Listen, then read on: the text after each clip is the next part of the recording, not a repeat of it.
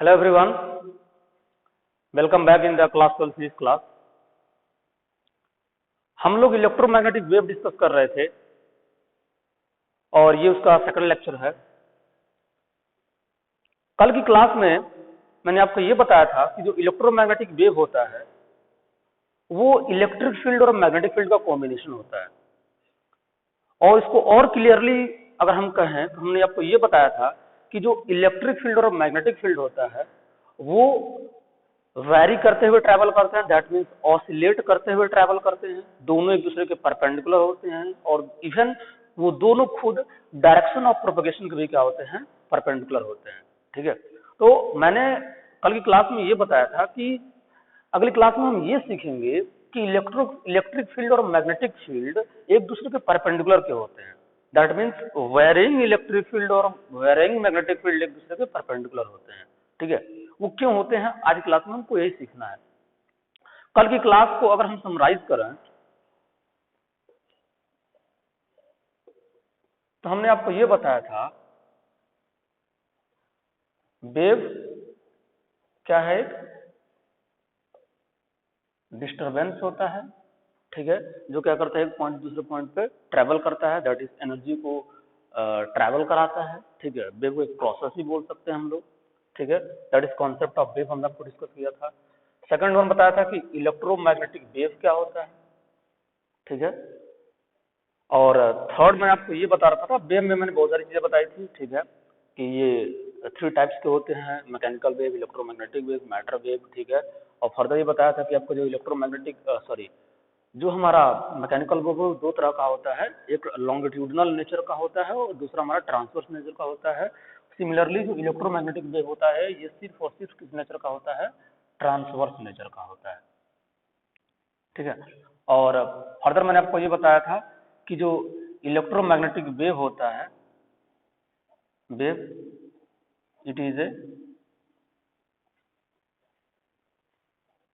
combination of electric field and magnetic field, and both electric field and magnetic field are perpendicular to each other। ठीक है, ये हमने आपको पिछली class में आपको बताया था। अब आज की क्लास में हमको ये सीखना है कि ये इलेक्ट्रिक फील्ड और मैग्नेटिक फील्ड एक दूसरे के परपेंडिकुलर क्यों होते हैं, और इवन ये दोनों खुद ठीक है जो डायरेक्शन ऑफ प्रोपगेशन है उसके भी परपेंडिकुलर होते हैं। तो अगर हम ये बोले कि जो डायरेक्शन ऑफ प्रोपगेशन उसमें वेव की वेलोसिटी होगी वो, ठीक है, तो हम ये बोल सकते हैं ये दोनों खुद क्या होंगे, वेव की वेलोसिटी के क्या होंगे, परपेंडिकुलर होंगे। ठीक है, तो हमारा कंसर्न ये है कि ये इलेक्ट्रिक फील्ड और मैग्नेटिक फील्ड परपेंडिकुलर के होते हैं। चलिए इसको सीखते हैं हम लोग कि इलेक्ट्रिक फील्ड और मैग्नेटिक फील्ड परपेंडिकुलर के होते हैं। इसको मैं आपको एक एग्जांपल से समझाता हूँ। ठीक है,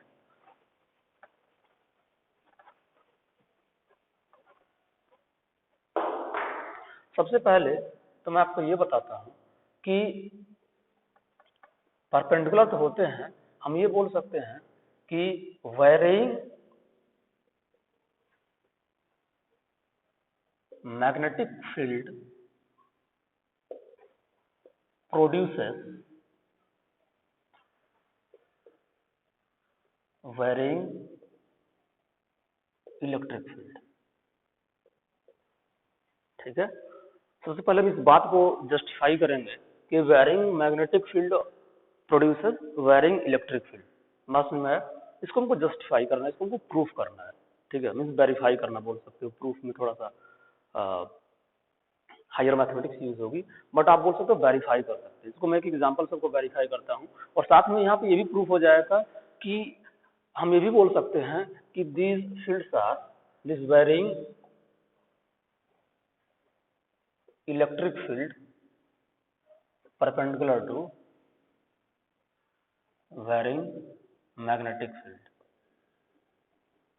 ठीक है, varying magnetic field, इन दोनों बात को एक साथ हम वेरीफाई कर देते हैं। देखिए, अगर हम माने कि एक सर्कुलर लूप है हमारे पास, क्या है ये, कंडक्टर है जो सर्कुलर लूप के फॉर्म है, दिस इज ए कंडक्टर,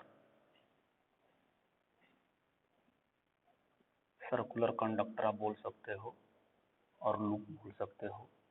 ठीक है, मैंने क्या किया कि ये जो कंडक्टर है इस कंडक्टर के परपेंडिकुलर एक मैग्नेटिक फील्ड अप्लाई कर दिया।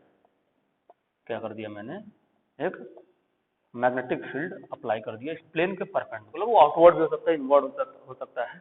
मैंने क्या ले लिया है, इनवर्ड ले लिया। क्या ले लिया, इनवर्ड। क्लियर।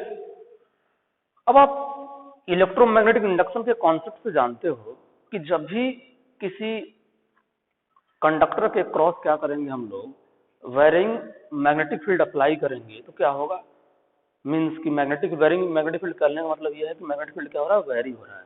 तो अगर मैग्नेटिक फील्ड क्या हो रहा है, वेरी हो रहा है, तो ये जो एरिया है, इस एरिया के थ्रू क्या होगा, मैग्नेटिक फील्ड पास कर रहा, तो जो मैग्नेटिक फ्लक्स है वो क्या होगा, चेंज होगा। क्या होगा, मैग्नेटिक फ्लक्स चेंज होगा। तो फैराडे के कॉन्सेप्ट से हम ये बोल सकते हैं कि क्या हो जाएगा, जो ईएम जो हमारा चेंज इन मैग्नेटिक फ्लक्स है, दैट इज फाई बी, अगर उसको बोले हम, तो डी फाई बाई डी रीजन, टाइम के साथ अगर मैग्नेटिक फ्लक्स चेंज हो रहा है तो क्या इंड्यूस हो जाएगा, एक ईएमएफ इंड्यूस हो जाएगा। क्या हो जाएगा, इस सर्किट में एक ईएमएफ इंड्यूस हो जाएगा। यहाँ पे क्या हो जाएगा, एक ईएमएफ इंड्यूस हो जाएगा। क्लियर। अब ये जो ईएमएफ है ये क्या करेगा, इसमें करंट जनरेट कर देगा। क्या करेगा, इसमें करंट, क्योंकि आप जानते हो ओम्स लॉ से अगर ईएमएफ जनरेट हुआ, दैट इज पोटेंशियल डिफरेंस आया है, तो क्या हो जाएगा, यहाँ पे आई आ जाएगा, that is E by R, where R is the resistance of the conductor. R क्या है, आर इस कंडक्टर का रेजिस्टेंस है। ठीक है। और अगर इसमें करंट आया है, ठीक है, तो करंट किसी न किसी डायरेक्शन में क्या करेगा, फ्लो करेगा। ठीक है, करंट क्या होगा, किसी न किसी डायरेक्शन में फ्लो करेगा। मैं अगर एज्यूम कर लूं कि इस डायरेक्शन में क्या कर रहा है, करंट हमारा फ्लो कर रहा है, वो क्लियरली आप जानते हो इलेक्ट्रोमैग्नेटिक इंडक्शन के कॉन्सेप्ट से कौन से डायरेक्शन में फ्लो होगा। ठीक है, मैं उसमें नहीं जा रहा। ठीक है, कि कौन से डायरेक्शन में फ्लो होगा, ठीक है, वो इलेक्ट्रोमैग्नेटिक कॉन्सेप्ट से आप फाइंड आउट कर सकते हो। तो अगर करंट इस डायरेक्शन में फ्लो हो रहा तो हम ये बोल सकते हैं कि जो इलेक्ट्रॉन है वो इसके अपोजिट डायरेक्शन में फ्लो होगा। क्या होगा, जो इलेक्ट्रॉन है इसके अपोजिट डायरेक्शन में फ्लो होगा। बात समझ पा रहे हो ना। अच्छा, आप ऐसे समझो कि अगर ये कंडक्टर है, ये इस कंडक्टर के दोनों एंड पे मैंने क्या कर दिया, पोटेंशियल डिफरेंस अप्लाई कर दिया। तो अगर मैंने पोटेंशियल डिफरेंस अप्लाई किया होगा तो क्या होगा, जो करंट ये पॉजिटिव है ये निगेटिव है, तो करंट क्या होगा हमारा, इस डायरेक्शन में फ्लो होगा। तो हम ये बोल सकते हैं कि इलेक्ट्रॉन हमारा इस डायरेक्शन में फ्लो होगा। बात समझ पा रहे हो ना। अच्छा, साथ में हम ये भी बोल सकते हैं कि जो इसके अंदर की इलेक्ट्रिक फील्ड जनरेट हुआ होगा। क्या जनरेट हुआ होगा, इलेक्ट्रिक फील्ड। कैसे इलेक्ट्रिक फील्ड जनरेट हुआ होगा, क्योंकि आप जानते हो कि विदाउट इलेक्ट्रिक फील्ड ये इलेक्ट्रॉन के ऊपर फोर्स नहीं लगेगा। जो इलेक्ट्रॉन इसमें इस कंडक्टर के अंदर जो इलेक्ट्रॉन उनके ऊपर फोर्स नहीं लगेगा। जब तक उनके ऊपर फोर्स नहीं लगेगा वो मूव नहीं करेंगे, मतलब ड्रिफ्ट वेलोसिटी नहीं जनरेट होगी। बात समझ पा रहे हो ना। तो जो इलेक्ट्रॉन की जो ड्रिफ्ट वेलोसिटी आ रही है, इलेक्ट्रॉन के अंदर जो वेलोसिटी आ रही है वो कैसे आ रही है, इलेक्ट्रिक फील्ड की वजह से। तो फोर्स कैसे लगेगा आपका, F equal to Q into E से। ठीक है, तो अगर इलेक्ट्रॉन के ऊपर फोर्स लग रहा है तभी उसके अंदर मोशन आ रहा है। ठीक है, फोर्स अप्लाई हो रहा है, क्या होगा, इसके अंदर मोशन आएगा इलेक्ट्रॉन के अंदर, और वो जो फोर्स है उसकी वजह से क्या आ गया, मोशन आ गया। तो हम ये बोल सकते हैं कि वो विदाउट इलेक्ट्रिक फील्ड तो फोर्स लगा नहीं होगा। ठीक है, क्योंकि अगर आप देखो तो क्यू इक्वल एफ इक्वल क्या होता है, क्यू इंटू ई। बात समझ पा रहे हो ना।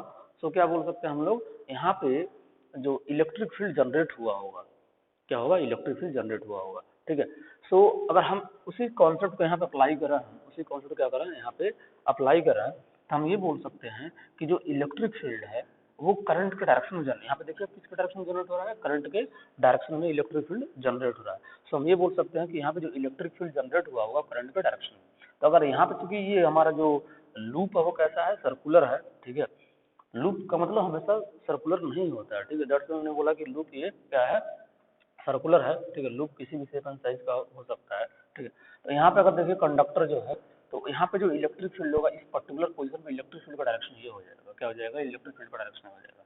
अगर यहाँ बात करें, अगर करंट हमारा कुछ ऐसे फ्लो कर रहा है इस डायरेक्शन में, तो यहाँ पे क्या हो जाएगा, इलेक्ट्रिक फील्ड डायरेक्शन हो जाएगा। यहाँ पे इलेक्ट्रिक फील्ड क्या हो जाएगा, इस डायरेक्शन में हो जाएगा। क्लियर। यहाँ पे बात करें तो इलेक्ट्रिक फील्ड क्या हो जाएगा, इस डायरेक्शन में हो जाएगा। तो अगर आप देखो तो इलेक्ट्रिक फील्ड क्या हो रहा है, का डायरेक्शन कॉन्टिन्यूसली चेंज हो रहा है। जो इलेक्ट्रिक फील्ड का जो डायरेक्शन हो क्या हो रहा है, कॉन्टिन्यूसली चेंज हो रहा है। और इवन ये जितनी भी जो भी इलेक्ट्रिक फील्ड है, अगर आप देखो तो ये जो मैग्नेटिक फील्ड है वो क्या है, इस प्लेन के परपेंडिकुलर है। और जो इलेक्ट्रिक फील्ड है वो क्या है, जो इलेक्ट्रिक फील्ड है वो क्या हो रहा है, इवन चाहे आप जहां भी देख लोगे वो इलेक्ट्रिक फील्ड इस मैग्नेटिक फील्ड के परपेंडिकुलर। देखो ये हमारा कुछ इस तरह का सेंस है हमारा, अगर आप देखो कुछ इस तरह से है, ये ऐसे कुछ क्लियर। अगर यहाँ पे आप बात करो तो ये इलेक्ट्रिक फील्ड होगा और ये मैग्नेटिक फील्ड होगा। क्या होगा, जैसे कहीं भी आप जाओगे देखिए अगेन परपेंडिकुलर, यहाँ पे आप चले गए ठीक है, चाहे यहाँ पे आप चले गए तो अगेन कैसे हैं परपेंडिकुलर। आप यहाँ पे चले गए तो इलेक्ट्रिक फील्ड ऊपर है, मैग्नेटिक फील्ड क्या है अंदर है। तो हमेशा जो इलेक्ट्रिक फील्ड है वो क्या कर रहा है, सॉरी जो इलेक्ट्रिक फील्ड है वो मैग्नेटिक फील्ड के परपेंडिकुलर है। अच्छा ये इलेक्ट्रिक फील्ड जनरेट कैसे हुआ, तो इसका प्रोसेस क्या है कि आपने वेरिंग इलेक्ट्रिक फील्ड अप्लाई किया, जैसे ही varying sorry magnetic field apply किया, जैसे वेरिंग मैग्नेटिक फील्ड अप्लाई किया तो फ्लक्स में चेंज हुआ, और फ्लक्स में चेंज हुआ तो फैराडे के लॉ से क्या हो गया, ईएमएफ जनरेट हो गया, और जैसे ही ईएमएफ जनरेट हुआ तो उसमें क्योंकि इस लूप के अंदर क्या होगा रेजिस्टेंस होगा, तो रेजिस्टेंस से करंट आ गया, और करंट आने का मतलब है इलेक्ट्रॉन का फ्लो, और इलेक्ट्रॉन का फ्लो तब तक नहीं होगा जब तक उसका फोर्स लगेगा ठीक है, और फोर्स रिस्पॉन्सिबल है इसके इलेक्ट्रिक फील्ड की वजह से ठीक है। जो फोर्स है वो क्यों आ रहा है, उसका कॉज क्या है इलेक्ट्रिक फील्ड, तो इलेक्ट्रिक फील्ड आने से क्या आ गया फोर्स आ गया, तभी तो क्या आ रहा है इलेक्ट्रॉन हमारा मूव कर रहा है। सो यहाँ से हम ये समझ पाए कि अगर क्या होना है, अगर इलेक्ट्रिक फील्ड जनरेट होना है तो उसके लिए वेरिंग मैग्नेटिक फील्ड चाहिए ठीक है। और अगर आप ये देखो तो टाइम के साथ साथ क्या होगा, ये जो इलेक्ट्रिक फील्ड है वो क्या होगा चेंज होगा, क्योंकि मैग्नेटिक फील्ड चेंज होगा तो फ्लक्स चेंज होगा, फ्लक्स चेंज होगा तो जो ईएमएफ जनरेट होगा ना ये भी हमारा कांस्टेंट ईएमएफ नहीं होगा, ये भी जो हमारा जो ईएमएफ है वो कांस्टेंट ईएमएफ नहीं होगा, तो कांस्टेंट ईएमएफ नहीं होगा तो जो हमारा करंट है वो भी क्या होगा कांस्टेंट नहीं होगा, और अगर करंट नहीं कांस्टेंट है तो दैट मीन्स क्या है जो इलेक्ट्रिक फील्ड है वो भी कांस्टेंट नहीं है। समझ पाए, तो ये क्या प्रूफ हुआ कि जो वेरिंग मैग्नेटिक फील्ड है वो क्या कर रहा है वेरिंग इलेक्ट्रिक फील्ड जनरेट कर रहा है। साथ में हमने आपको ये भी वेरीफाई कर दिया कि जो वेरिंग इलेक्ट्रिक फील्ड है वो वेरिंग मैग्नेटिक फील्ड की क्या है परपेंडिकुलर है। क्लियर हुआ, तो जब भी मैग्नेटिक फील्ड ऑसिलेट करेगा, मैग्नेटिक फील्ड ऑसिलेट करने का मतलब ही है कि मैग्नेटिक फील्ड वेरी कर रहा है, तो मैग्नेटिक फील्ड अगर वेरी करेगा तो एक इलेक्ट्रिक फील्ड जनरेट करेगा और वो क्या होगा उस मैग्नेटिक फील्ड के परपेंडिकुलर होगा ठीक है। सो जो इलेक्ट्रोमैग्नेटिक वेव था तो वहाँ पे जो इलेक्ट्रिक मैग्नेटिक फील्ड वेरी कर रहा था ठीक है, तो उस वेरी करने से इलेक्ट्रिक फील्ड है जो कि उसके परपेंडिकुलर था। साथ में मैंने आपको ये बोला था कि इलेक्ट्रिक फील्ड क्या करता है वेरी कर रहा है, और यहाँ पे क्या हो रहा है इलेक्ट्रिक फील्ड एक दूसरे को क्या कर रहे हैं क्रिएट कर रहा है ठीक है। मैग्नेटिक फील्ड इलेक्ट्रिक फील्ड को क्रिएट कर रहा है, इलेक्ट्रिक फील्ड मैग्नेटिक फील्ड को क्रिएट कर रहा है ठीक है। लेकिन उस टाइम तक ये कॉन्सेप्ट फैराडे ने दिया था, लेकिन उस टाइम तक ये किसी को मालूम नहीं था ठीक है कि जो इलेक्ट्रिक फील्ड है वो भी क्या कर सकता है मैग्नेटिक फील्ड को जनरेट कर सकता है, मैग्नेटिक फील्ड को जनरेट कर सकता है। बात समझ में आया? तो इसके लिए मैक्सवेल एग्जिस्टेंस में आए, और मैक्सवेल ने इस बात को समझाया कि जो वायरिंग इलेक्ट्रिक फील्ड है वो क्या कर सकता है मैग्नेटिक फील्ड को प्रोड्यूस कर सकता है। उसके लिए चलिए हम लोग फर्दर उसको भी समझते हैं ठीक है कि वो कैसे पॉसिबल है।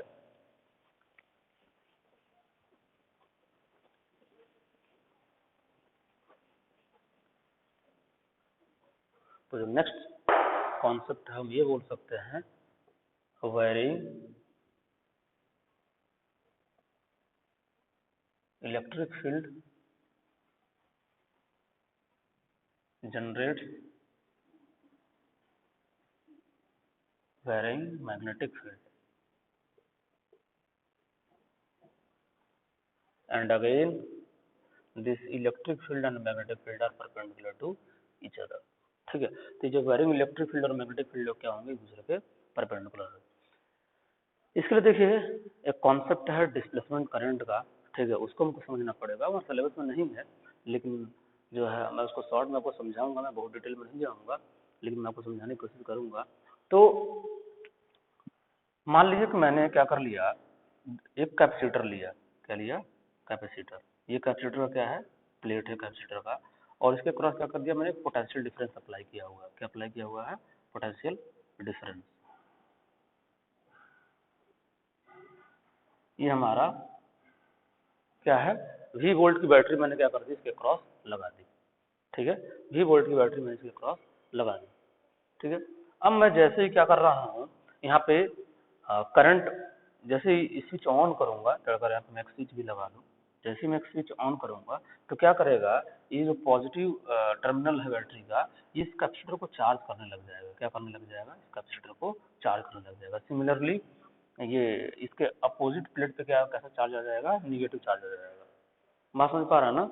तो जो इसका पॉजिटिव वाला, सॉरी, जो इसका एक प्लेट है वो पॉजिटिवली चार्ज हो जाएगा, और जो दूसरा प्लेट है वो कैसा हो जाएगा, निगेटिवली चार्ज हो जाएगा। बात समझ में आ रहा है ना? अब देखिए, जब भी ये चार्जिंग, कैपेसिटर की चार्जिंग होती है, ये स्टीडी चार्जिंग नहीं होती। दैट मीन्स ये नहीं बोल सकते हो अगर चार्जिंग होने मतलब ये यहाँ से क्या हो रहा होगा, करंट फ्लो हो रहा होगा। तो ये यहाँ पे जो करंट जनरेट होता है ना, ये स्टीडी करंट नहीं होता है, ठीक है। ये जो करंट होता है वो टाइम के साथ डिक्रीज करता जाता है। क्यों डिक्रीज करेगा, इसका लॉजिक आप समझिए। आप क्या कर रहे हो, अब जैसे बैटरी को मतलब स्विच ऑन कर रहे हो, तो बैटरी से चार्ज क्या हुआ, फ्लो होना स्टार्ट, मतलब बैटरी चार्ज नहीं फ्लो, मतलब कंडक्टर के अंदर जो चार्ज थे वो फ्लो होना स्टार्ट हुए, that is free electron flow होना स्टार्ट हुए। तो इलेक्ट्रॉन क्या हो रहा है, एक तरफ से करंट अगर इधर फ्लो हो रहा है तो आप वो ये बोल सकते हो कि जो इलेक्ट्रॉन है वो इधर फ्लो हो रहा है, तो इधर इलेक्ट्रॉन एक्यूमुलेट होते जा रहा है। क्या होते जा रहा है, यहाँ पे इलेक्ट्रॉन एक्यूमुलेट होते जा रहा है। अब फर्दर अगर अब यहाँ पे इलेक्ट्रॉन जाएगा तो वो उस इलेक्ट्रॉन को क्या करेगा, रिपेल करेगा। क्या करेगा, रिपेल करेगा। बात समझ पा रहे हो ना? तो टाइम के साथ जो यहाँ पे रिपल्सन वो इंक्रीज हो जाएगा, तो जो चार्ज का फ्लो उस पर क्या हो जाएगा, अफेक्ट आएगा। बात समझ पा रहे हो ना? दैट्स व्हाई हम बोल सकते हैं कि जब चार्ज के फ्लो का अफेक्ट आएगा तो क्या आ जाएगा, करंट भी इफेक्ट आएगा, क्योंकि करंट क्या है, that is the rate of flow of charge. तो अगर फ्लो ऑफ चार्ज पे इफेक्ट आएगा तो किस पे इफेक्ट आ जाएगा, करंट पे। और जो rate of flow of charge है वो रिपल्सिव की वजह से क्या हो जाएगा, डिक्रीज हो जाएगा, ठीक है। सो हमारे करंट की वैल्यू क्या होगी, डिक्रीज, यानी जो करंट हमारा स्टेडी नहीं होगा, करंट हमारा स्टेडी नहीं होगा। तो अगर हमारा करंट स्टेडी नहीं होगा, ठीक है, तो यहाँ पे इस करंट की वजह से क्या जो मैग्नेटिक फील्ड जनरेट होगा, क्या जनरेट होगा, जो मैग्नेटिक फील्ड जनरेट होगा वो भी अगेन स्टेडी नहीं होगा, ठीक है। क्योंकि आप जानते हो किसी भी वायर में अगर क्या कर रहा है, करंट फ्लो कर रहा है, ठीक है, तो दैट इज वहाँ पे इलेक्ट्रिक फील्ड एग्जिस्ट कर रहा है उस वायर के अंदर, ठीक है। ये तो अभी कुछ देर पहले मैंने आपको बताया कि अगर किसी वायर में करंट फ्लो कर रहा है तो उसके अंदर क्या एग्जिस्ट कर रहा है, इलेक्ट्रिक फील्ड। और वो इलेक्ट्रिक फील्ड टाइम के साथ वेरी कर रहा है, क्योंकि करंट वेरी कर रहा था। अगर करंट वेरी कर रहा है तो टाइम के साथ इलेक्ट्रिक फील्ड भी वेरी कर रहा होगा, और अगर टाइम के साथ इलेक्ट्रिक फील्ड वेरी कर रहा है तो क्या हो गया आपका, जो मैग्नेटिक फील्ड प्रोड्यूस होगा उसके अराउंड, उस वायर के अराउंड, अगर मैं इस वायर की बात करूं तो अगर इसमें करंट ऐसे फ्लो रहा है या फिर ऐसे फ्लो रहा है, तो अगर right hand thumb rule use करें तो जो मैग्नेटिक फील्ड का डायरेक्शन होगा कैसा होगा, सर्कुलर होगा। मतलब जो मैग्नेटिक फील्ड का शेप होगा वो सर्कुलर होगा, कंसेंट्रिक सर्किल होगा, ठीक है। लेकिन अगर किसी पॉइंट में बात करेंगे तो जो मैग्नेटिक फील्ड है वो देखिए, अगर इलेक्ट्रिक करंट इधर की तरफ है तो इलेक्ट्रिक फील्ड इधर होगा आपका, और मैग्नेटिक फील्ड अगर किसी भी पॉइंट बात करेंगे तो जैसे मान लो मैंने यहाँ बात करा, और ये हमारा क्या है, कंसेंट्रिक सर्कल्स हैं ऐसे ऐसे, तो जो मैग्नेटिक फील्ड होगा यहाँ पे इधर होगा, और यहाँ पे बात करें तो इधर की तरफ होगा, अगर कहीं यहाँ बात करें तो इधर की तरफ होगा, यहाँ बात करें क्या होगा, इधर होगा। तो हमेशा जो ये मैग्नेटिक फील्ड है और जो इलेक्ट्रिक फील्ड है वो क्या एक दूसरे के परपेंडिकुलर है। कैसे हैं, एक दूसरे के परपेंडिकुलर। और ये जो इलेक्ट्रिक फील्ड है वो क्या है, टाइम के साथ वेरी कर रहा है, तो मैग्नेटिक फील्ड भी क्या होगा, टाइम के साथ वेरी करेगा। बात समझ पा रहे हो ना? तो यहाँ पे देखिए, इवन मैक्सवेल ने ये बताया, ठीक है, मैक्सवेल ने ये भी बताया कि ये जो कैपेसिटर के अंदर जो फ्री स्पेस आपको दिखाई दे रहा है, ठीक है, जिसका कैपेसिटर के अंदर कुछ नहीं है, ठीक है, वैसे कोई ना कोई मीडियम होता ही होता है, ठीक है, नहीं कोई मीडियम है तो एयर मीडियम है, ठीक है। तो अगर ये कैपेसिटर क्या है हमारा, कुछ ऐसे है, ठीक है, तो इवन इस कैपेसिटर के अंदर भी क्या होता है, इलेक्ट्रिक फील्ड एग्जिस्ट करता है। क्या करता है, इलेक्ट्रिक फील्ड एग्जिस्ट करता है। बात समझ पा रहे हो ना? तो अब ये जो इलेक्ट्रिक फील्ड है ये अगेन, ठीक है, ये अगेन मैग्नेटिक फील्ड जनरेट करता है। जो ये वायरिंग इलेक्ट्रिक फील्ड है वो अगेन मैग्नेटिक फील्ड क्या करता है, जनरेट करता है, ठीक है। और अगर आप इस चीज को जो है समझने का प्रयास करो, ठीक है, तो जो इलेक्ट्रिक फील्ड है वो ऐसा हमको कहीं नहीं बताया गया है कि जो वायरिंग इलेक्ट्रिक फील्ड है वो मैग्नेटिक फील्ड जनरेट करता है। और इसी बात पे मैक्सवेल ने क्या कर दिया, आर्ग्यू कर दिया। क्या कर दिया मैक्सवेल ने, आर्ग्यू कर दिया कि अगर यहाँ पे इलेक्ट्रिक फील्ड क्या है, सिर्फ इलेक्ट्रिक फील्ड है, ठीक है, तो वायरिंग इलेक्ट्रिक फील्ड कैसे जनरेट कर सकता है, वायरिंग इलेक्ट्रिक फील्ड कैसे जनरेट कर सकता है। और वहां से उन्होंने एक और न्यू कॉन्सेप्ट लेके आया, डिस्प्लेसमेंट करंट का। तो इसका कॉन्सेप्ट लेके आए मैक्सवेल, डिस्प्लेसमेंट करंट का, ठीक है। तो जैसे मान लीजिए अगर यहाँ पे कोई हम एक पॉइंट ले लें इस कैपेसिटर के जस्ट इधर की तरफ या इधर की तरफ, ठीक है, अगर कोई पॉइंट यहाँ पे एक्स ले लें, तो इस पॉइंट एक्स पे इलेक्ट्रिक फील्ड भी एग्जिस्ट कर रहा है, मैग्नेटिक फील्ड भी एग्जिस्ट कर रहा है। और वो मैग्नेटिक फील्ड कहाँ से आ रहा है उसके लिए बहुत आसान हमारे पास लॉजिक है। क्या चीज, कि अगर करंट है तो करंट क्या जनरेट करेगा, अपने चारों तरफ मैग्नेटिक फील्ड जनरेट करेगा, ठीक है। तो यहाँ पे तो इनकी बात सही हो रही है, लेकिन यहाँ पे नहीं कुछ है, ठीक है, यहाँ पे नहीं कुछ है, फिर भी यहाँ पे मैग्नेटिक फील्ड कैसे आ रहा है। इवन मैक्सवेल ने एक्सपेरिमेंट करके भी सबको दिखा दिया कि यहाँ पर अगर उन्होंने कंपास निडल रख के चेक किया तो कंपास निडल में डिफ्लेक्शन आ रहा था, कंपास निडल में डिफ्लेक्शन आ रहा था, बात समझ पा रहे हो ना।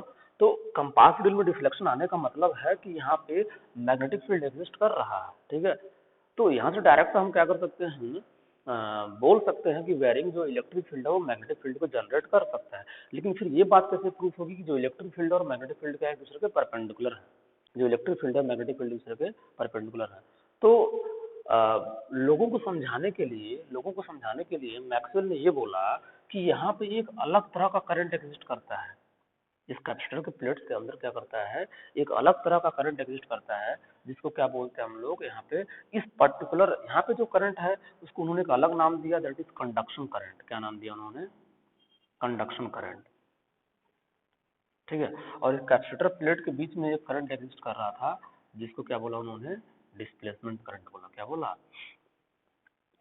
डिस्प्लेसमेंट करंट बोला, ठीक है। और ऑलरेडी आप ये जानते हो कि जो कैपेसिटर का प्लेट होता है उसके बीच में जो फील्ड होता है कैसा होता है, यूनिफॉर्म होता है। कैसा होता है, यूनिफॉर्म, ठीक है, यूनिफॉर्म होता है। बट यहाँ पे जो फील्ड है ना वो यूनिफॉर्म तो होगा बट जो कांस्टेंट नहीं होगा, ठीक है। वो क्यों नहीं होगा, क्योंकि टाइम के साथ करंट वेरी कर रहा है, तो कैपेसिटर चार्ज डिस्चार्ज हो रहा है। तो जब कैपेसिटर चार्ज या डिस्चार्ज होगा तो जो पोटेंशियल वो सेम नहीं होगा। तो जो कैपेसिटर का प्लेट है उसके ऊपर जो चार्ज है वो वेरी कर रहा है, तो उसकी वजह से जो सिग्मा है, ठीक है, वो सिग्मा वेरी कर जाएगा। Sigma is Q by A, surface surface क्या बोलते हैं इसको, सरफेस चार्ज डेंसिटी, ठीक है। तो जो सरफेस चार्ज डेंसिटी है, ये सरफेस चार्ज डेंसिटी क्या हो जाएगा, टाइम के साथ वेरी करता जाएगा, ठीक है। तो अगर सरफेस चार्ज डेंसिटी वेरी करेगा तो जो कैपेसिटर का प्लेट है उसके बीच में जो इलेक्ट्रिक फील्ड होता है sigma upon epsilon not, epsilon not तो कांस्टेंट होता है, मीडियम पे डिपेंड करता है, ठीक है। तो अगर सिग्मा वेरी कर रहा है तो इलेक्ट्रिक फील्ड में क्या होगा, वेरी करेगा, ठीक है। तो इलेक्ट्रिक फील्ड अगर वेरी कर रहा है तो इसके अंदर जो करंट होगा, जो डिस्प्लेसमेंट करंट होगा ना, वो भी अगेन क्या करेगा, वेरी करेगा। और अगर डिस्प्लेसमेंट करंट वेरी कर रहा है, ठीक है, और उन्होंने साथ में भी बताया जो डिस्प्लेसमेंट करंट होता है उसका डायरेक्शन क्या होगा, जो इलेक्ट्रिक फील्ड उसको डायरेक्शन में होगा, किसके डायरेक्शन में, इलेक्ट्रिक फील्ड के डायरेक्शन में। सो यहाँ पर उन्होंने बोल दिया कि जो करंट का डायरेक्शन वो यही है। सो अगेन यहाँ पे हम क्या कर सकते हैं, right hand thumb rule use कर सकते हैं और उससे हम बता सकते हैं कि जो इलेक्ट्रिक फील्ड होगा, सॉरी जो मैग्नेटिक फील्ड होगा, अगेन इस जो wiring magnetic field electric field उसके क्या होगा, परपेंडिकुलर ही होगा, ठीक है। तो उसको समझाने के लिए उन्होंने क्या बताया, डिस्प्लेसमेंट करंट का कॉन्सेप्ट लेके आए वो, और वहां से उन्होंने एक्सप्लेन किया कि जो यहाँ पे मैग्नेटिक फील्ड होगा वो इलेक्ट्रिक फील्ड के क्या होगा, परपेंडिकुलर ही होगा। बात समझ पा रहे हो ना। तो चाहे हम यहाँ बात करें, चाहे यहाँ पे कोई पॉइंट वाई ले लो वहाँ बात करें, तो दोनों जगह पे जो इलेक्ट्रिक फील्ड है वो क्या होगा, मैग्नेटिक फील्ड के परपेंडिकुलर, या फिर ये बोल सकते हैं जो मैग्नेटिक फील्ड है वो इलेक्ट्रिक फील्ड के परपेंडिकुलर होगा, ठीक है। तो यहाँ से उन्होंने वेरीफाई कर दिया कि जो वायरिंग इलेक्ट्रिक फील्ड होगा वो क्या करेगा, तो वायरिंग मैग्नेटिक फील्ड भी जनरेट करेगा। तो यहाँ से इन्होंने वेरीफाई किया, ठीक है। यहाँ से क्या किया उन्होंने, वेरीफाई किया, क्योंकि इसके अंदर ही क्या कर रहा था, वायरिंग इलेक्ट्रिक फील्ड, इवन इसके अंदर भी वायरिंग इलेक्ट्रिक फील्ड एग्जिस्ट कर रहा था, ठीक है। लेकिन इसके अंदर क्या कर रहा है, वायरिंग इलेक्ट्रिक फील्ड एग्जिस्ट कर रहा है। तो वहां से ये उन्होंने ये समझा दिया कि जो वायरिंग इलेक्ट्रिक फील्ड है वो क्या करेगा, मैग्नेटिक फील्ड के परपेंडिकुलर होगा। क्लियर होगा ये बात समझ में आप लोग को। नेक्स्ट हम नेक्स्ट टॉपिक पे मूव करते हैं कि जो इलेक्ट्रिक फील्ड है, मैग्नेटिक फील्ड है, ये जनरेट कैसे हो रहा है, ठीक है, ये जनरेट कैसे हो रहा है। और जो इलेक्ट्रोमैग्नेटिक वेव का कॉन्सेप्ट कल मैंने बताया था कि जो इलेक्ट्रोमैग्नेटिक वेव है, ठीक है, वो क्या होते हैं, एक दूसरे के परपेंडिकुलर होते हैं। क्या होते हैं, एक दूसरे के परपेंडिकुलर। मीन्स कि अगर इलेक्ट्रिक फील्ड इस प्लेन में है, ठीक है, इस प्लेन में है इलेक्ट्रिक फील्ड, ठीक है, और जो मैग्नेटिक फील्ड है वो इस प्लेन में है, तो ये दोनों क्या होते हैं, इवन जो डायरेक्शन ऑफ प्रोपगेशन है उन दोनों क्या होते हैं, परपेंडिकुलर होते हैं। क्लियर, मतलब ये अगर हमारा एक्स एक्सिस है, ये हमारा वाई एक्सिस है, और ये हमारा क्या है, जेड एक्सिस है, ठीक है। तो ये देखिए ये कौन सा, अगर आप बोलो तो ये कौन से प्लेन में है, ये जो ये हमारा एक्स जेड प्लेन में है। कौन से प्लेन में है ये हमारा, ये अगर इसको इलेक्ट्रिक फील्ड बोलना तो ये एक्स जेड प्लेन में है। और ये हमारा जो मैग्नेटिक फील्ड है ये किस प्लेन में है, ये सॉरी ये एक्स वाई प्लेन में है, सॉरी ये किस प्लेन में है, एक्स वाई प्लेन में है। और ये किस प्लेन में हमारा जो है, एक्स जेड प्लेन में। किस प्लेन में है, एक्स जेड प्लेन में है। क्लियर, तो ये दोनों क्या होंगे, फर्दर एक दूसरे क्या होंगे, परपेंडिकुलर होंगे, ठीक है। और सिंपल तो मैंने आपको समझाया भी था कि अगर ये एक प्लेन है और ये एक प्लेन है, तो मानो आप ऐसे मानो कि इलेक्ट्रिक फील्ड इस प्लेन में है और मैग्नेटिक फील्ड इस प्लेन में है, और दोनों क्या कर रहे हैं, जो डायरेक्शन ऑफ प्रोपगेशन है उसके भी क्या है, परपेंडिकुलर है। क्लियर? मतलब वो क्या कर रहा है, इलेक्ट्रिक फील्ड इस प्लेन में वेरी कर रहा है, मैग्नेटिक फील्ड इस प्लेन में वेरी कर रहा है, और ये दोनों खुद क्या है, डायरेक्शन ऑफ प्रोपगेशन के परपेंडिकुलर है। अब हमको ये समझना है कि ये वेरिंग इलेक्ट्रिक फील्ड और मैग्नेटिक फील्ड कहाँ से आता है। ठीक है, वेरिंग इलेक्ट्रिक फील्ड और मैग्नेटिक फील्ड कहाँ से आता है। ठीक है, चलिए इसको समझते हैं हम लोग।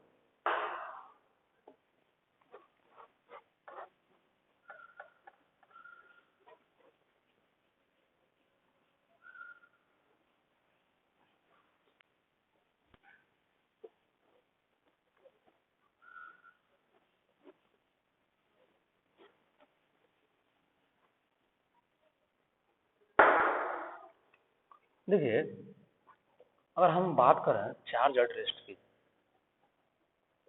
चार्ज एट रेस्ट, तो चार्ज एट रेस्ट की बात करें तो सिर्फ और सिर्फ क्या करता है, इलेक्ट्रिक फील्ड जनरेट करता है। ठीक है, चार्ज रेस्ट क्या करता है, इलेक्ट्रिक फील्ड जनरेट करता है। ठीक है, और अगर हम बात करें चार्ज इन मोशन, तो अगर चार्ज इन मोशन की बात करें, ठीक है, तो चार्जेस जो मोशन में होते हैं ना, ये अगर इसमें भी हम क्या करते हैं, चार्ज इन यूनिफॉर्म मोशन की बात करें, किसमें बात करें, चार्ज इन यूनिफॉर्म मोशन, तो चार्ज इन यूनिफॉर्म जो मोशन, चार्ज यूनिफॉर्म मोशन में क्या करते हैं, ये इलेक्ट्रिक फील्ड भी जनरेट करते हैं एंड मैग्नेटिक फील्ड भी क्या करते हैं, जनरेट करते हैं। तो चार्जेस मोशन में क्या होते हैं, इलेक्ट्रिक फील्ड भी जनरेट करते हैं और मैग्नेटिक फील्ड भी जनरेट करते हैं। ठीक है, और एक थर्ड कैटेगरी है जिसको मैक्सवेल ने बताया, क्या था कि चार्ज इन एक्सेलरेशन, ये करते हैं varying electric field and magnetic field. ठीक है, चार्ज इन एक्सेलरेशन। अभी चार्ज इन एक्सेलरेशन का मतलब क्या है, अगर आप देखो जो मैंने कैपेसिटर वाला आपको एग्जांपल दिया, ठीक है, ये तो आप बहुत पहले से जानते हो फर्स्ट चैप्टर से। ठीक है, कि चार्ज रेस्ट में होगा तो इलेक्ट्रिक फील्ड जनरेट करेगा। चार्ज इन मोशन, ठीक है, चार्ज अगर मोशन में होगा तो क्या करेगा, इलेक्ट्रिक फील्ड जनरेट करेगा, मैग्नेटिक फील्ड भी जनरेट करेगा। ठीक है, मैग्नेटिक फील्ड अगर आप देखो, ठीक है, तो ये ऑस्टर्ड का जो ऑब्जर्वेशन था, ठीक है, हंस क्रिस्टियन ऑस्टर्ड का जो ऑब्जर्वेशन था, वहां से ये बात सामने आई थी कि जो है, जो चार्ज जो होते हैं अगर मोशन में होते हैं तो उनके पास क्या आता है, मैग्नेटिक फील्ड की प्रॉपर्टी होती है, क्योंकि वो क्या कर रहा था, हमारा जो कंपास नीडल था उसको डिफ्लेक्ट कर रहा था। ठीक है, तो वहां से ये बात उनको समझ में आई थी कि जो चार्जेस मोशन में होते हैं वो क्या करते हैं, मैग्नेटिक फील्ड भी जनरेट करते हैं। और जो थर्ड कैटेगरी है चार्जेस इन एक्सेलरेशन, तो चार्ज अगर एक्सेलरेशन में होंगे तो क्या करेंगे, varying electric field and magnetic field क्या करते हैं, जनरेट करते हैं। बात समझ में आया? अब यहाँ पे आप कैपेसिटर वाला ही एग्जांपल देख लो, अगर आप कैपेसिटर वाला एग्जांपल देखो तो इसमें क्या हो रहा है, यहाँ पे ये पॉजिटिव प्लेट है, ये नेगेटिव प्लेट है, तो यहाँ पे जो चार्ज का फ्लो है वो यूनिफॉर्म नहीं है, क्योंकि जो कैपेसिटर है वो चार्ज होते जा रहा है, डिस्चार्ज होते जा रहा है। जब ये चार्ज हो रहा है तो पॉजिटिव चार्ज, अगर आप करंट को बोलो ऐसे जा रहा है, that means positive charge direction में जा रहा है, तो पॉजिटिव चार्ज का जो मैग्नीट्यूड है यहाँ पे क्या होता जा रहा है, इंक्रीज होते जा रहा है। तो अगर पॉजिटिव चार्ज का मैग्नीट्यूड इंक्रीज रहता है तो फर्दर कोई पॉजिटिव चार्ज आएगा क्या करेगा, उसको रिपेल करेगा। रिपेल करना मतलब क्या होगा, जो करंट का फ्लो उस पर अफेक्ट आ गया। ठीक है, जो चार्जेस का फ्लो उस पर अफेक्ट आ गया, उसकी वेलोसिटी क्या होगी, डिक्रीज हो गई। बात समझ पा रहे हो ना? तो यहाँ पे क्या हो गया आपका, जो चार्जेस हैं, ठीक है, जो चार्जेस हैं वो कैसे आ गए, एक्सेलरेट हो गए, उनकी वेलोसिटी क्या हो रही है, बार बार इंक्रीज और डिक्रीज हो रही है। ठीक है, तो चार्ज किसमें आ गए, एक्सेलरेशन में। तो हम जो इलेक्ट्रिक फील्ड है वो क्या हो गया, वेरी कर गया, और इलेक्ट्रिक फील्ड के वेरी करने से क्या हो गया, मैग्नेटिक फील्ड क्या हो गया, क्रिएट हो गया, मैग्नेटिक फील्ड क्या हो गया, क्रिएट हो गया। अब देखिए साथ में आपको ये भी समझ में आ गया, जो कल मैंने आपको बात बोली थी कि जो इलेक्ट्रिक फील्ड, सॉरी, जो इलेक्ट्रोमैग्नेटिक वेव होता है वो ट्रांसवर्स नेचर का होता है। ठीक है। ट्रांसवर्स नेचर का होने मतलब क्या है, जो इलेक्ट्रिक फील्ड है वो डायरेक्शन ऑफ प्रोपगेशन के परपेंडिकुलर है, मैग्नेटिक फील्ड क्या है, डायरेक्शन ऑफ प्रोपगेशन के परपेंडिकुलर है। बात समझ पा रहा हो ना। तो अब ये जो कॉन्सेप्ट है ये आपको समझ में आ चुका है कि वो ट्रांसवर्स नेचर का होता है, क्योंकि ट्रांस नेचर में क्या होता है, जो पार्टिकल होते हैं वो डायरेक्शन ऑफ प्रोपगेशन के perpendicular up and down motion करते हैं। तो यहाँ पे कौन ऑसिलेट कर रहा है, इलेक्ट्रिक फील्ड और मैग्नेटिक फील्ड। तो आज के लेक्चर से आपको दो बातें समझ में आ गई कि इलेक्ट्रिक बेरिंग जो इलेक्ट्रिक फील्ड होता है वो मैग्नेटिक फील्ड जनरेट करता है, और जो बेरिंग मैग्नेटिक फील्ड होता है वो इलेक्ट्रिक फील्ड जनरेट करता है। साथ में आपको यही बात समझ में आ गया कि जो इलेक्ट्रिक फील्ड और मैग्नेटिक फील्ड है वो ऑसिलेट कर रहे हैं, तो वो क्या कर रहे हैं, जो इलेक्ट्रोमैग्नेटिक वेव है उसको ट्रांसवर्स नेचर का बना रहा है। ठीक है, जो ऑसिलेट कर रहे हैं वो डायरेक्शन ऑफ प्रोपगेशन के परपेंडिकुलर ऑसिलेट कर रहे हैं। ठीक है, तो यहाँ से क्या प्रूफ हो गया हमारा कि जो इलेक्ट्रोमैग्नेटिक वेव है वो ट्रांसवर्स नेचर का होता है। अब हमको नेक्स्ट चीज जो समझनी है वो ये समझनी है कि ये इलेक्ट्रोमैग्नेटिक वेव प्रोड्यूस कैसे होता है, जो इलेक्ट्रोमैग्नेटिक वेव है ये प्रोड्यूस कैसे होता है। क्लियर। अच्छा, ये बात आपको इसमें कोई दिक्कत तो आई थिंक होनी नहीं चाहिए आपको कि चार्ज रेस्ट में होंगे तो इलेक्ट्रिक फील्ड है, चार्ज मोशन में है तो इलेक्ट्रिक फील्ड और मैग्नेटिक फील्ड देगा। और ये क्या होता है ना, ये आपके जो यूनिफॉर्म मोशन होगा तो यूनिफॉर्म मोशन होगा तो स्टेडी करंट आ जाएगा ना। अगर कंडक्टर के अंदर क्या हो रहा है, चार्ज फ्लो कर रहे हैं तो उसमें कैसा करंट आएगा, स्टेडी करंट, मतलब टाइम के साथ वेरी नहीं कर रहा करंट। तो अगर टाइम के साथ वेरी करंट नहीं वेरी कर रहा तो इलेक्ट्रिक फील्ड नहीं वेरी कर रहा है, और अगर इलेक्ट्रिक फील्ड नहीं वेरी कर रहा है, ठीक है, तो जो मैग्नेटिक फील्ड है वो भी वेरी नहीं करेगा। मैग्नेटिक फील्ड भी क्या होगा, वो टाइम पे तब डिपेंड नहीं करेगा, वो सिर्फ डिस्टेंस पर डिपेंड करेगा। अगर आप कंडक्टर में ये बात करो, ठीक है, तो कंडक्टर से आर डिस्टेंस पे मैग्नेटिक फील्ड कुछ और होगा, ठीक है, R1 डिस्टेंस पे, R2 डिस्टेंस पे मैग्नेटिक फील्ड कुछ और होगा। तो वो टाइम के साथ नहीं वेरी करेगा, सिर्फ डिस्टेंस के साथ वेरी करेगा। बात समझ पा रहे हो ना। तो वेरिंग इलेक्ट्रिक फील्ड और मैग्नेटिक फील्ड कहने का मतलब ये है कि ये टाइम के साथ वेरी कर रहा है, वेरी विद टाइम। ठीक है, और वेरी विद टाइम सिर्फ कब हो सकते हैं, जब आपके एक्सेलरेशन में होंगे, क्या होंगे, एक्सेलरेशन में। ठीक है, इसी एक्सेलरेशन को हम एक अदर लैंग्वेज में क्या बोलते हैं कि charges are in oscillation, charges are in oscillation. ठीक है, इसको एक अलग लैंग्वेज में क्या बोल सकते हैं, चार्जेस आर इन ऑसिलेशन। मतलब अगर चार्जेस ऑसिलेशन में है तो चार्ज एक्सीलरेशन में भी है। चार्ज अगर ऑसिलेशन में है तो क्या बोल सकते हैं, चार्ज एक्सीलरेशन में भी है। ठीक है, अब ये बात आपको समझनी है कि चार्ज ऑसिलेशन में है तो एक्सीलरेशन में कैसे हो जाएगा। ठीक है, चार्ज अगर क्या है ऑसिलेशन में है, ठीक है, तो वो एक्सीलरेशन में कैसे हो जाएगा। ठीक है, इसको अगेन आप जो है एलसी ऑसिलेशन से समझ सकते हो। किसे समझ सकते हो, एलसी ऑसिलेशन, जो मैंने आपको एसी सर्किट में बता रखा है। ये देखिए, ये है हमारा एक कैपेसिटर और ये हमारा एक इंडक्टर। क्या है, ये कैपेसिटर, ये हमारा क्या है, कैपेसिटर, ये हमारा इंडक्टर। इनिशियली जो कैपेसिटर था ये फुल चार्ज था, क्या था, फुल चार्ज। ठीक है,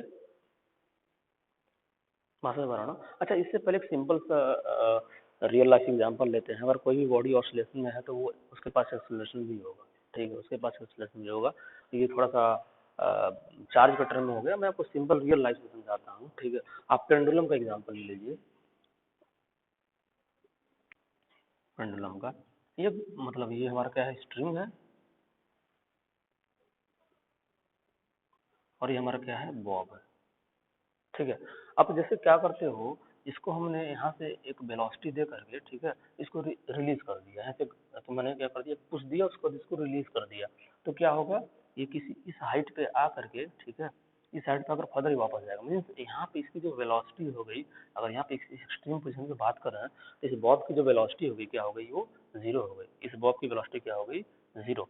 फर्दर ये जब यहाँ पे आएगा तो इसकी जो वेलोसिटी हो किसी में कितनी होगी, मैक्सिमम, क्योंकि यहाँ पे आके तो रुकेगा नहीं। अगर यहाँ पे आकर नहीं रुक रहा है, दैट मीन्स यहाँ पे वेलोसिटी की मैक्सिमम है।